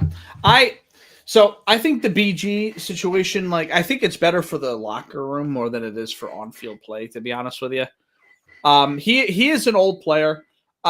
He was productive. He's only coming off 3.5 sacks last season. So like certified pass rush. I don't know how much he's bringing this team. If anything, he's giving your starters a breather. That's kind of like, I think, what he's being brought in for, but it's absolutely a locker room type of situation, I think, too. I would bet that's what motivated him to come back more than anything. But yeah, that's kind of where I'm at. I think it's impactful in ways that aren't necessarily football related. So that's where I stand on it. I mean, I think it's definitely an addition. I mean, Brandon Graham, like you said, he's been a consistent good player. Has he ever made a Pro Bowl? Yeah. Okay. He's been a Pro Bowler. Because he's only had more than 10 sacks once in his career. Yeah. Yeah. But two-time Super Bowl champ. He does other things great. So, yeah. Okay. I still think he has a little bit left in the tank. It's just going to probably take us a little bit to see him get some meaningful snaps. Although this week, we'll see. I mean, we are thin, so he's probably going to have to get a little bit of run. Yeah. Yeah, you're probably right. Mm-hmm. But yeah, like I said, I think we're in a good spot. Yeah. Last game I want to just touch on really quick, the London game this past week. Rams going over to London to take on the Jags. Someone said a take. I was scrolling through Twitter and I read it somewhere. People are saying that this season is the season that's guaranteeing Matt Stafford a Hall of Fame nod. Because he's playing some of the best ball of his career right now. I mean, this past weekend it was only 182 passing yards, but it was for 5 touchdowns. And they didn't run the ball well. This was just kind of a situation where they had good field position most of the game. They were returning kicks pretty well, things like that. So, and the punting wasn't very good for the Jags either. Him and Devontae Adams looked really fun. Like, Devontae Adams himself proved that like he can do it as long as he's got a quarterback that knows where to put it. Because Devontae Adams isn't necessarily, he's not an over the top like beater. He's a aggressive, like a possession type receiver. But he's not necessarily beating down the field. His route tree is not as crisp as it used to be. But one thing that he's probably still better at than anyone else in the league is positioning. He just knows how to get himself into a spot where if the ball's there, the only thing between the ball and his hands is air. Like, he can have a corner draped all over him. He will just position himself just the right way to make a catch. And he did it three times this past week without Puka being there. That showed me a lot for the Rams to go in there without arguably, probably a top 3 receiver in football. To go out there, 7 sacks, the travel, Matt Stafford played the way he did. They really certified themselves as a top NFC contender for sure. They're 5-2. They beat another playoff level team. Trevor Lawrence was under 50% completion. Yeah. What are your thoughts on this game? Did you watch much of it? What did you think? I saw a little bit of it. I definitely agree. It was kind of disappointing from the Jaguar standpoint, just because they've been playing pretty good ball, and the Rams, they've been in some close games, and you would have thought that maybe this would be another one of those games, but Matt Stafford absolutely had a masterclass. Right. Smitty and I had that question. The offense is very Puka-centric. Without him, what does it look like? Yep. It didn't matter. It really didn't matter. It was Devontae Adams-centric, and you had the absolute same result. Yeah. We've said, the Rams are probably one of those top teams in the NFC.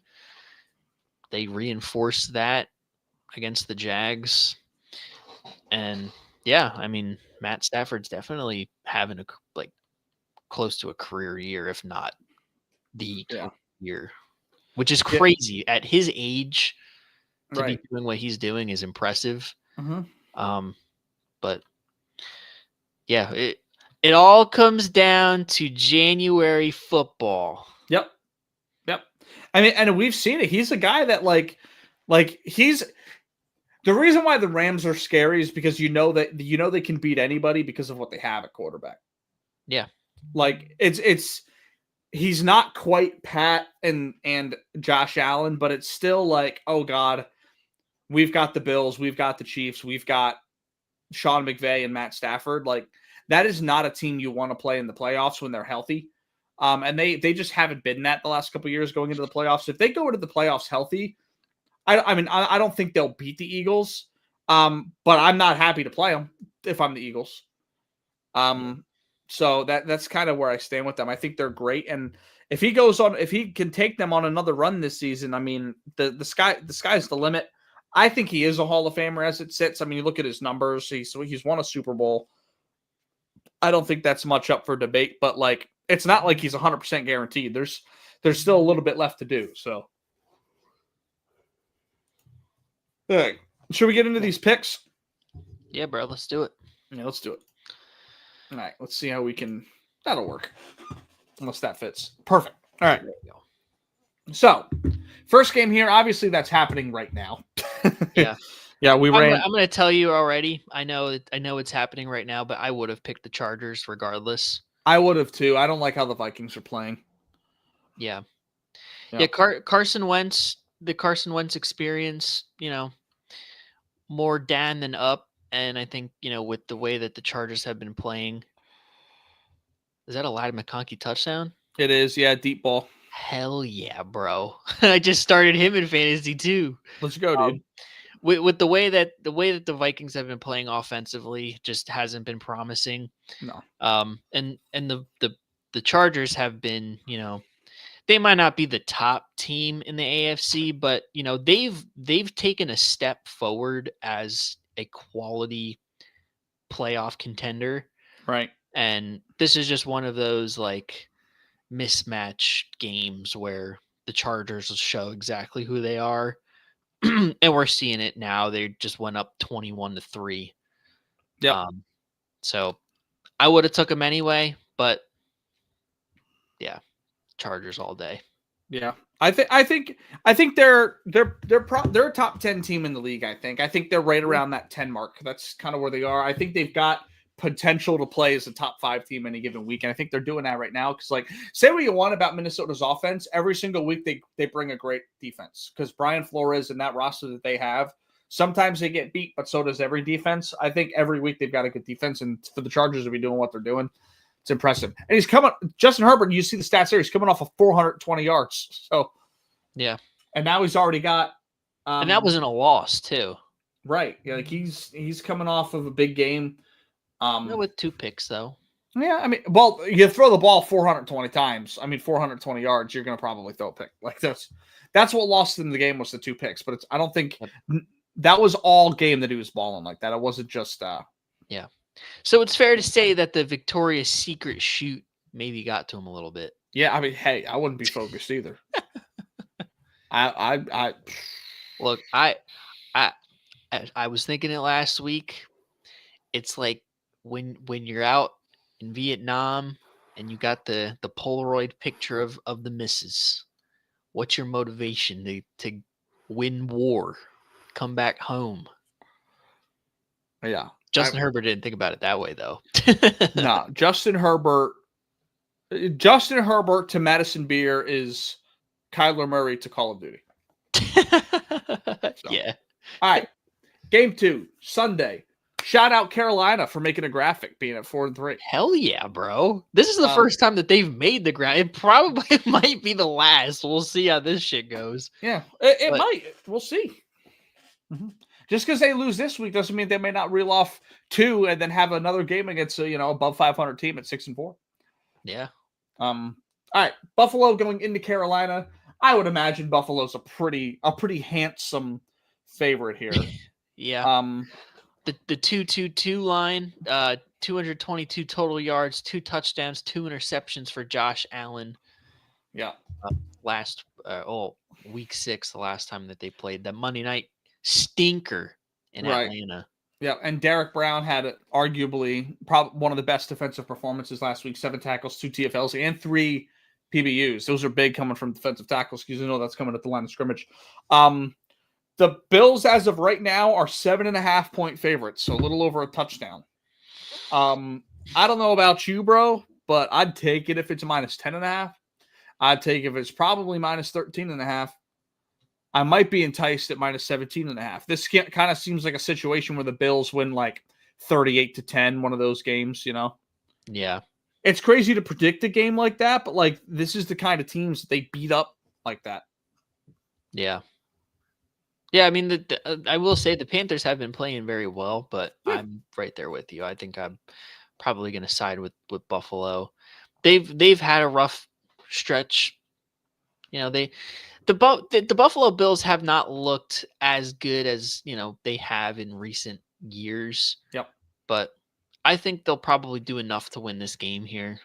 And yeah, I can totally see them, you know, off a bye week, you know, doing what they got to do to get a win. Yeah. Yeah, I'm with you on that. It's going to be a comfortable win, I think. I do think Carolina is actually pretty good. I think Tet, they're now that Rico Dowdle's kind of exploded onto the scene a little bit. They've got a nice 1-2 punch there. They played well how they ran them last week. The running back by committee. That tells me their offensive line's good if they're running for, you know, almost 200 yards, like, you know, back-to-back weeks, the Jay Ajayi type stat. Like they're a solid team, and I like some of the defensive players that they have. It's just, you know, they're walking in, they're playing one of the best, so it's just not going to happen for them. I'm going to take Buffalo, of course. Yeah. Probably my most anticipated matchup of the week. I like this match big time. Dallas going into Denver. Denver being 5-2, after pulling off one of the best comebacks I've ever seen. I've never seen a game like that in my life. 33 points in the fourth quarter after being shut out in the first three. That is the most points ever scored in the fourth quarter after being shut out in the first three quarters. So, yeah, shout out to Denver. And then obviously Dallas 3-1. They had that tie. Dak's having his best career. I mean, his best year of his career. It's comfortable adversity he's playing well through. Like, it's not stat padding. This is just pure Dak slinging that thing. And it's not like he's getting carried by a running game or anything, because, I mean, Javonte Williams has had a resurgence of a season, but I don't think he's been a top 10 back. It's just, and with CeeDee Lamb in and out of the lineup, like, it's been pretty dominant from Dak. Let me get the line here. We're looking at, I would assume Denver's favored. Denver's favored by 3.5 as it sits. This is tough because, like you said, I mean, they've been playing really good ball. But Dallas, like, they've kind of beaten up on some pretty bad and, you know, hurt teams. A little bit. So I don't know. Denver too is pretty questionable in my opinion. I think I'm gonna go Denver at home. All right. I don't hate it. I'm gonna take Dallas here. Main reason is, like I've said in multiple weeks, Dallas is kind of playing with house money right now. They've got very limited expectations, and the combo of George Pickens and CeeDee Lamb, even if they have Pat Surtain, is going to be tough. Jake Ferguson's having a career season, and they're running the ball really well. Denver had a great comeback, yes, but should they have been down 20-some points to the Giants? Probably not. That's just not that to me tells me that they're just inconsistent, and I think that sparks from quarterback. I think Bo Nix is really good. I think he's got talent to have, like, you know, the best week any given week. It's just I think Dak's playing better ball. I think Dallas is actually playing better football right now, more sound football. And I'll take them to get a win on the road here. An upset win. I think they're playing sound football. I think Denver probably just, they can find ways to win, in my opinion, better than Dallas. My only worry with Denver against Dallas is that their pass rush is fucking disgusting. Yeah. I don't know what that shit No, sorry, Smitty, and not to dance on you right now, but like I don't know what Smitty was saying a couple weeks ago when you guys were playing him about how they only beat up against bad offensive lines, and then they went and had 7 sacks against you guys, and then they had 7 sacks the following week, and they had 5 sacks last week. They're leading the league in sacks by like 15. Like they're on they're on pace to break the record by like 15 sacks. Yeah. I mean, I said it. It was like, this is one of the best pass rushing units in the league, and it's not like you said, not to dance on Smitty, but I give too much respect. But I give credit where credit's due. Like, I know I have my homerism in me, but like when I gotta keep it all the way 100, I will keep it 100. Right. Yeah. And you know that. I know that. I ain't call you out on nothing. All right. Let's move on. Green Bay at Pitt. I like this matchup a lot.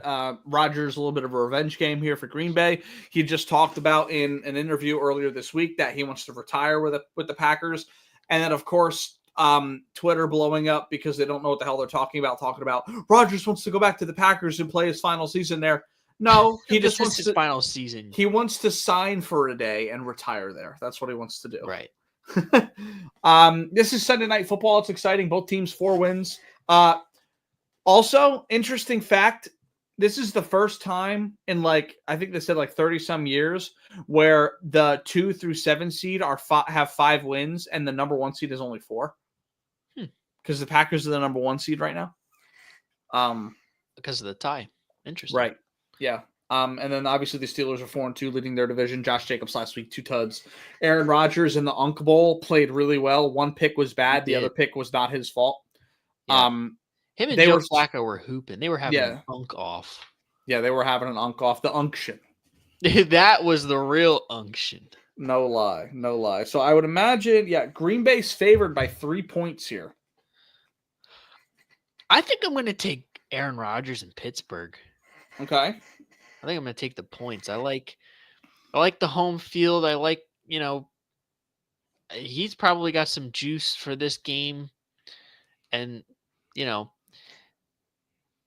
I think the issue was what I'm going to be looking at in this game is probably the Pittsburgh secondary versus that passing attack. Yep.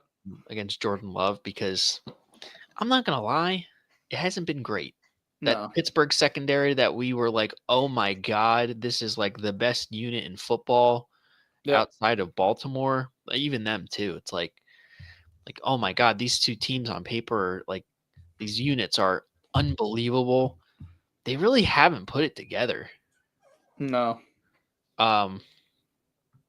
So that's going to be a point of emphasis in this game. I think if Green Bay is able to exploit that, they probably win. But if the secondary is able to hold up enough and Aaron Rodgers is absolutely hooping, and he will be against his former team straight off the unction. Yep. Unk off. I'm going to go with the upset watch. Okay. I like it. I'm going to go with Green Bay here. They have one of the most underrated offensive lines of football. Zach Tom at tackle. He's nice. They've got a good unit up front. And the Steelers have not. The defense, I think, at some point will be playing top 10 ball. They're just not right now. I think they're too slow at corner. And their pass rushes isn't getting after it. TJ Watt's been playing well, obviously, but not to the level that he usually does. Alex Highsmith has been a non-factor so far this season. And so I don't quite believe in that Steelers team enough yet to say that they can beat the Packers, because you're right. For all the points you said, I think their passing attack is going to be working really well against the Steelers. And I think the Steelers aren't going to be able to get after the passer because their offensive line's so good. So I think it's really going to come down to the running backs, and I think I'll take Josh Jacobs over anything that the Steelers have right now. And it'll be a close game. It'll be a competitive game. 3 points is kind of I would have liked it more at 2.5. But I'll just take the Packers. I think as of right now, they're the better team. And I think it's going to take I think it's going to take more of a like an average game by the Packers can beat the Steelers, but I don't think an average Steelers game can beat the Packers. That's fair. That's kind of where I'm at. So I'm gonna take Green Bay. Okay. Last I can see one it going either way. But yeah, for real. Last one here, we have Washington at Kansas City. I put this game on here before Jaden Daniels was ruled out. So it is Marcus Mariota, so that might help the picking. It Chiefs, wasn't going to help the picking for me. Yeah, picking the Chiefs. Yeah, the Chiefs Washington is cooked. 11 and a half. Season over 11 and a half. 11 and a half. 14 and a half. Yeah. Washington season is over. Yep. They are cooked. The unction is fried. It's over. Yep. The false prophets. Left hand up. Who are we? The Bumanders. It's Jover. Man. The Cowboys dug the hole. The Chiefs are about to kick the body in the hole and shovel the dirt on. There you give go. it a little pat. There you go. Chiefs are gonna win. Yep. And I know that you also have the Chiefs. Of course I do. Yeah. I would have had the Chiefs Why'd with you have to do us dirty this week and not have Jalen Hurts' perfect passer rating on the graphic? Well, it wouldn't, like I said in our texts, I would not have, to let you guys in on a little something, it wouldn't have been Jalen. It would have been Devontae's career game, and then it would have been A.J. Brown, and then it would have been Josh Uche with his first sack. No Jalen Hunt for the pick six? Nah, because he did nothing as a pass rusher. So. It's pure Jalen hate. No, guess what? You put Devontae and AJ on the graphic. Who's throwing them the ball?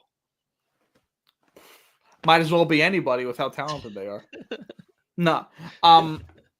I like that game because I thought Jaden would end up playing, but Yeah. What What do you think about our game against the Giants though? Are you guys at home? We're at home. Kelly That's a Green win. game. That's a win. I agree. Probably a comfortable win. I don't see the Giants keeping it close twice against you guys. That's the only thing, because they beat you once, right? So yeah. And they dominated once. Yeah, I just can't see that happening again. Yeah. Yeah. They're not necessarily coming back down to earth because they're still playing good ball. I mean, they played at 2-5. Yeah, they're playing good ball at 2-5. Like it's crazy to say, but it is. Yeah, I think they're playing better ball than the Commanders are playing. Yeah, they're playing better ball than most teams that have a better record than them. They just find ways to lose. Yeah, they do. There was no reason they should have lost that game. It was funny. And shout out to the missus, her dad, big Giants fan. We watched that game at the family dinner. He had it on. And I remember it. We were literally at the table when they went for two. Like, I forget. It was probably just like 9:08 in the third quarter or something like that. They went for two. They didn't get it. And he just sat there and was like, they need to stop chasing points. They're going to lose this game by 1. And they were up like 20. Yep. Sure enough, Denver came back. Giants lost by 1. Could not have wrote it any better. First time in NFL history that a team lost by 1 point and the kicker missed 2 extra points. First time that ever happened. That kicker got fired on Monday. Of course he did. So that's tough. Like, between that and the missed 2-point conversion, I mean, that's a field goal off the board. Right. Mm-hmm. Yeah. And again, say what you want, but I think the Giants are playing good ball. It's either they dominate and look really comfortable, or they dominate and they fall apart. Like they've played really good football, like probably 75% of the season. It's just that 25% has come at the worst possible time. Yeah. So, yep. Yeah. I think we put BTA, and I'll be in attendance, so they will put BTA. Yeah, I think so too. We don't know I don't know what the hell's going on with the Jets, dude. Like, they're not even Aaron Glenn thinks it's going to give us a competitive edge to not say who our starting quarterback is. But even though y'all said it's Tyrod Taylor, right? The owner, Woody Johnson, said it's going to be Tyrod because Justin Fields can't complete a pass. Literally said that. That is word for word. He said that quarterback cannot complete a pass. Shout out to Woody Johnson. He must be watching the program because he's got the same agenda as you. And he's not wrong, and neither am I. That's the thing, man. Like it's just not good. But that's just kind of what we have to deal with. But yeah, to not give out who our starting quarterback is because it's going to give us a competitive edge. Ooh, you're not gonna tell us you're gonna play Justin Fields and he's gonna throw for 40 yards and that's it for the whole game. Like, thank you. That's some Nick Sirianni shit right there, dude. It's so dumb. Like, I get it, but like, we're not good, so it doesn't matter. Like, we're going to play the unction, dude. We're gonna lose. We're going to play Cincinnati. We're getting destroyed. 58-year-old Joe Flacco is about to put up 320 and 3 tuds on you, bro. Yes, he is. Yeah. It's going to be all T. Higgins because Jamar going to be locked up. But it's going to be all T. Higgins. Yeah. You know, real quick before we get out of here, I was thinking about something earlier today. I want to know your opinion on it. Yeah. I think one of the perfect comparisons in terms of how their career is going is I think Garrett Wilson and Devontae Smith are like, it's so interesting, like how equal but so different their careers are. I feel like if you were to rank wide receivers, depending on what you want, either way, I think they're neck and neck right next to each other. Because here's how I look at it: they're both putting up really good statistical seasons despite their adversity. Garrett's adversity being he's got terrible quarterback play, but he's the one, so he's getting all the target share, and he's awesome in that target share. Devontae Smith's issue is that he's not the one. That's his adversity. He's a 1, but he's not the 1. He's 1B.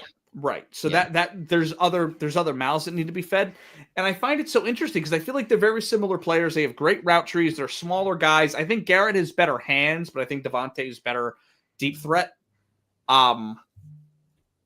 I think they're very, very close. I'm interested to see what your thoughts are on that because I was like, if I had to rank them, they're probably both like somewhere between, on their best day, like 8 and 15 in that range. They're not the top echelon, but I think they're somewhere between 8 and 15, and if they're anywhere, they're right the fuck next to each other.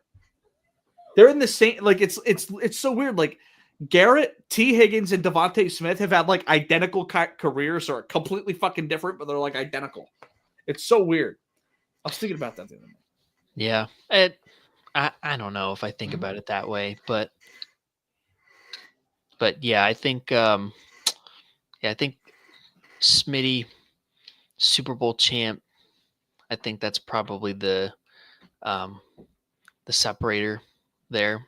I guess if you think about it statistically, I think about statistically and skill set, not necessarily team success. Because like Garrett Wilson is not lifting Justin Fields. He's not lifting 38-year-old Achilles torn Aaron Rodgers.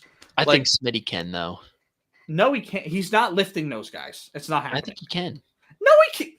All right, think he can. This show's over. I think he can. Oh, like no, this show's over. You're not telling me nothing can lift Justin Fields. You put Justin Jefferson and Jamar on that team. He's not doing much better. We're talking about, is Garrett Wilson, T. Higgins, and Devontae Smith in the same realm? I think he's. I think they're all skill set wise. I think skill set wise. I mean, statistically, statistics are statistics. I think obviously team situations are everything. But I think Devontae Smith's better than both of them. Well, you would. I do. You would. I do. I mean, before AJ came, that rookie season, he was a dog as a rookie. Right. I agree. He's a dog.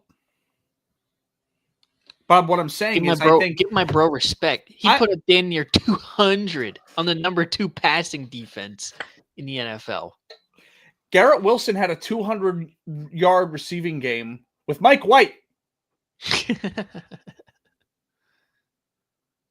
Quit playing with me.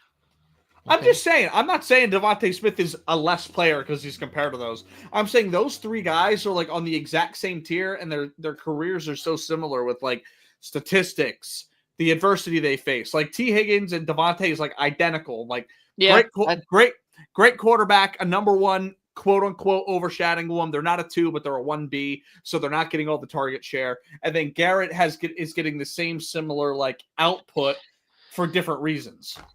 Yeah. I guess I could see that a little bit. I just think I think it's a lot different. T. Higgins, I think his situation, he's a lot different than Smitty. I think like T. Higgins, he's had a lot of injury history. Smitty, probably the most durable receiver in the NFL since he's come into the league. Yeah, which is crazy because he's so small. I know.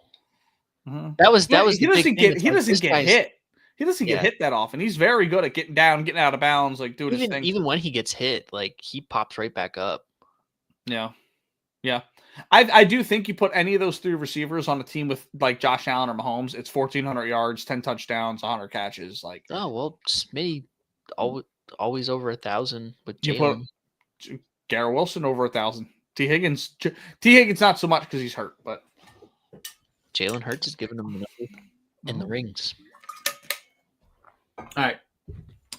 That's all we got, y'all. We appreciate y'all so much for listening. This has been the Day One Podcast. Make sure you like, comment, subscribe. Whether you're on a boat, bus, or plane, you can get the Day One Podcast content anywhere in the world. So go down to your local Sprint Mobile. Get the 4 for $100 plan. Okay, it's $25 a line. Even if your 16-year-old kid is working a part-time job, they should be able to pay that phone bill. Just saying.